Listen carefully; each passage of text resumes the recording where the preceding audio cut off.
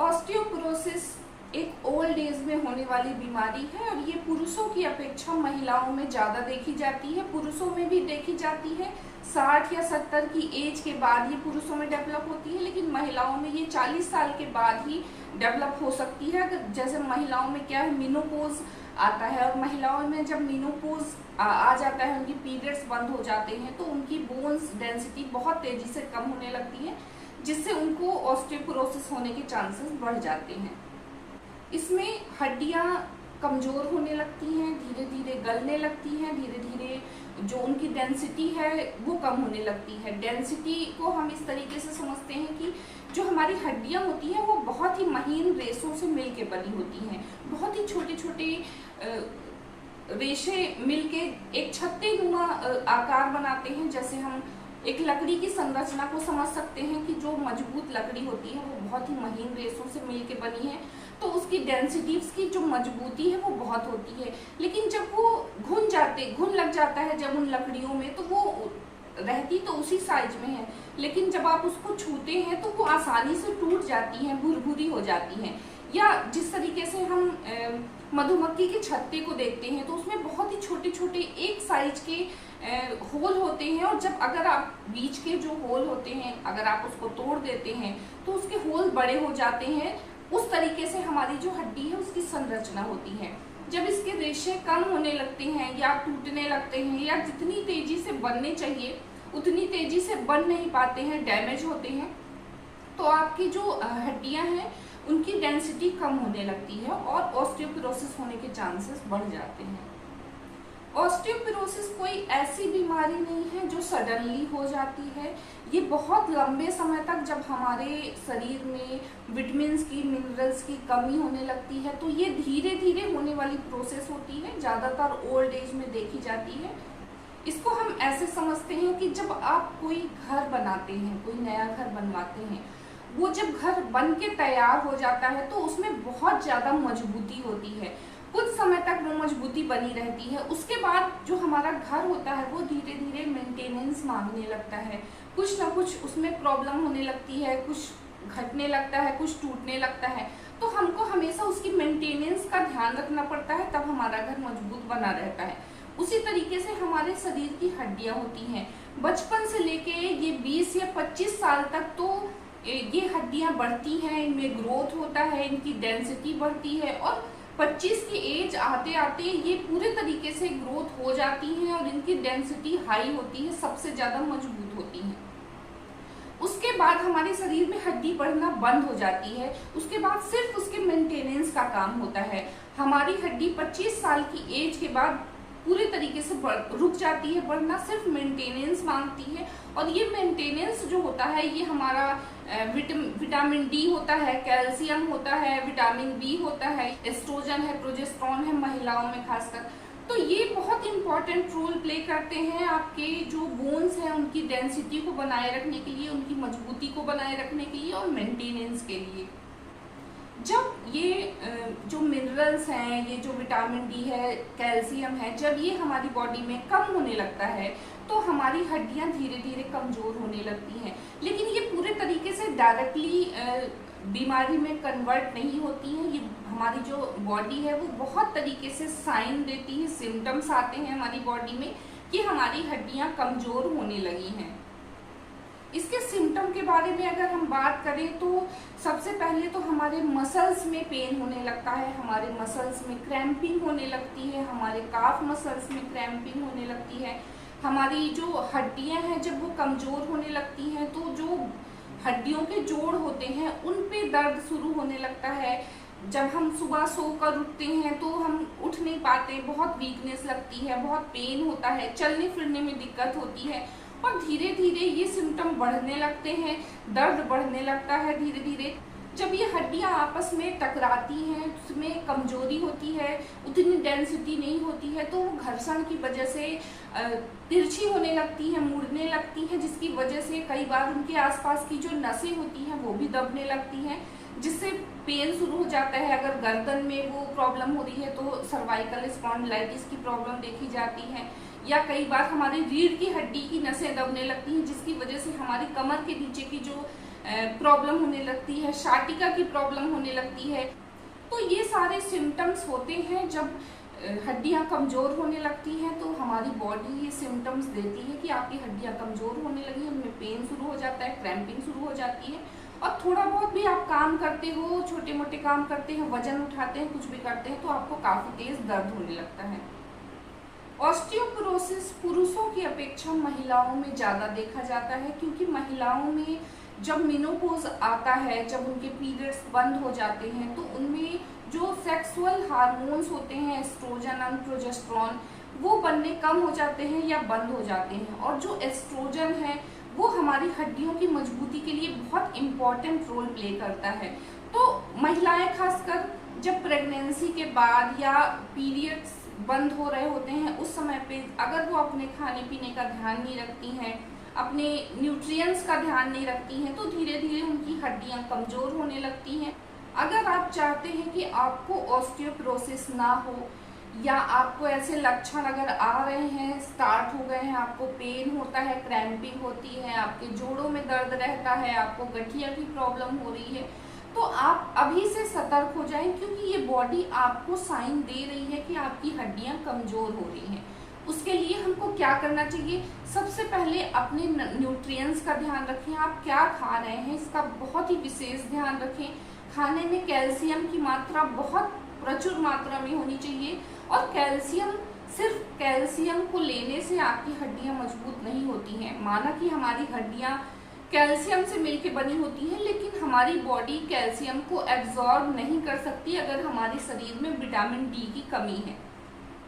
Vitamin D हमारी जो calcium होती है उसको एब्जॉर्ब करने में बहुत हेल्प करती है। विटामिन डी नॉर्मली दूध या दूध से बने हुए जो प्रोडक्ट होते हैं उसमें पाई जाती है, या फिर मीट में पाया जाता है, फिश में पाया जाता है, एग में पाया जाता है। तो जो नॉनवेज यूज़ करते हैं, नॉनवेज खाते हैं, उनको तो नॉनवेज लेने से, अंडे या फिश लेने से मिल जाता है विटामिन डी। जो लोग वेजिटेरियन होते हैं उनमें काफ़ी दिक्कत आती है। तो जो लोग वेजिटेरियन हैं उनको दूध जरूर लेना चाहिए अपने खाने में। 1 गिलास दूध जरूर ऐड करें। और खासकर महिलाएं अगर 30 की एज से ऊपर हो चुकी हैं तो वो दूध जरूर लें, क्योंकि विटामिन डी लेने का सिर्फ अगर खाने पीने के माध्यम से आप विटामिन डी लेना चाहते हैं, वो सिर्फ आपको दूध या दूध से बने हुए प्रोडक्ट से ही मिल सकता है। या फिर अलग से आप सप्लीमेंट ले सकते हैं। अगर आपके शरीर में विटामिन डी की कमी हो रही है तो आप टैबलेट ले सकते हैं, किसी भी डॉक्टर से पूछ के कितने दिनों के कितने अंतराल में आपको लेना है, तो आप टैबलेट ले सकते हैं। ये बिल्कुल भी हार्मफुल नहीं है, ये बहुत ही आसानी से आपको किसी भी मेडिकल स्टोर में मिल जाएगा। इसके अलावा आप एक्सरसाइज का जरूर ध्यान रखें। एक्सरसाइज किस तरीके से हमारी बोन डेंसिटी को बढ़ाता है, उसकी मजबूती को बढ़ाता है। जो हमारा बोन है वो ऐसे स्ट्रक्चर में बना हुआ है कि हमारे बोन्स को जो न्यूट्रिएंट्स मिलते हैं वो हमारे मसल्स के थ्रू मिलते हैं। जब हम एक्सरसाइज करते हैं या कोई भी एक्टिविटीज करते हैं तो मसल्स के थ्रू जब मसल एक्टिवेट होती हैं, मसल्स में ब्लड सर्कुलेशन प्रॉपर होता है, जिससे हमारे बोन्स में भी ब्लड सर्कुलेशन प्रॉपर तरीके से होने लगता है और उसमें न्यूट्रिएंट्स पहुंचने लगता है। तो एक्सरसाइज बहुत इंपॉर्टेंट रोल प्ले करता है हमारी बोन डेंसिटी को बढ़ाने के लिए और उसकी मजबूती को बढ़ाने के लिए। उसकी जो पेन रिलीफ है, कई बार देखा जाता है कि जो लोग एक्सरसाइज करते हैं या फिजिकल एक्टिविटीज ज़्यादा करते हैं, उनकी जो हड्डियां हैं वो मजबूत होती हैं। जो लोग सेडेंट्री लाइफ जीते हैं, बैठे बैठे सिर्फ खाते पीते हैं, क्योंकि ये बीमारी ऐसी नहीं है कि सडनली आपको हो जाती है। 4-6 साल 10 सालों के बाद आपको अचानक से ये प्रॉब्लम्स बढ़ जाती हैं। और अगर आपको एक बार ऑस्टियोपोरोसिस हो गया तो फिर वो रिकवर होने में काफ़ी टाइम लगाता है। तो आप एक्सरसाइज का प्रॉपर ध्यान रखें, अपनी फिजिकल एक्टिविटीज सही रखें, अपने खाने पीने में न्यूट्रिएंट्स का, प्रोटीन जरूर आप लें। प्रोटीन क्योंकि हमारी हड्डियों को बनाने में बहुत हेल्प करता है, तो प्रोटीन लें। आप कैल्शियम लें, विटामिन डी जरूर लें, क्योंकि वो कैल्शियम के एब्जॉर्प्शन में बहुत इंपॉर्टेंट रोल प्ले करता है।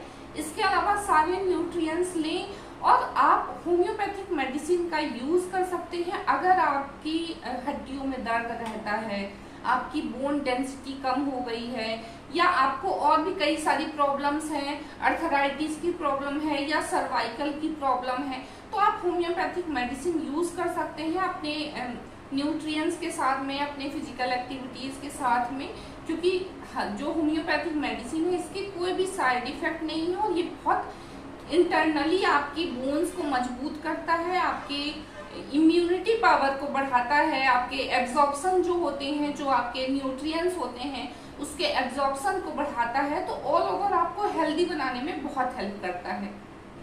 मैं यहाँ पे आपको 4 होम्योपैथिक मेडिसिन के नाम बताती हूँ जो बहुत हेल्प करती हैं आपके बोन डेंसिटी को बढ़ाने में, आपकी बोन के पेन को खत्म करने में, आप रिलीफ देने में। आपको अगर अर्थराइटिस की प्रॉब्लम है तो आपको सर्वाइकल की प्रॉब्लम है, या आपको नॉर्मली जोड़ों में दर्द रहता है, या आपके मसल्स में क्रैम्पिंग होती है, दर्द होता है, मॉर्निंग में सिकनेस होती है, मॉर्निंग में पेन होता है जब आप चलते फिरते हैं, सुबह सोकर उठते हैं, तो इन सारे प्रॉब्लम्स को जड़ से खत्म करने के लिए आप 4 होम्योपैथिक मेडिसिन का यूज कर सकते हैं। ये बहुत हेल्प करती है आपके ऑल ओवर बॉडी में, आपके इम्यूनिटी पावर को बढ़ाने में।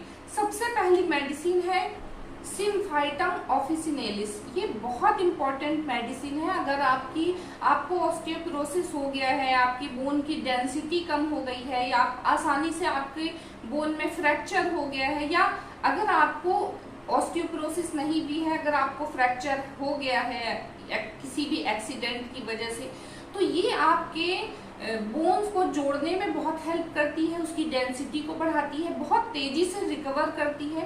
तो आप इसके मदर टिंचर का यूज कर सकते हैं। सुबह दोपहर शाम 20-20 बूंद ले सकते हैं। इसको 1 महीने तक यूज करेंगे तो ये आपके बोन्स को बहुत तेजी से जोड़ने का और उसकी डेंसिटी को बढ़ाने में बहुत हेल्प करती है।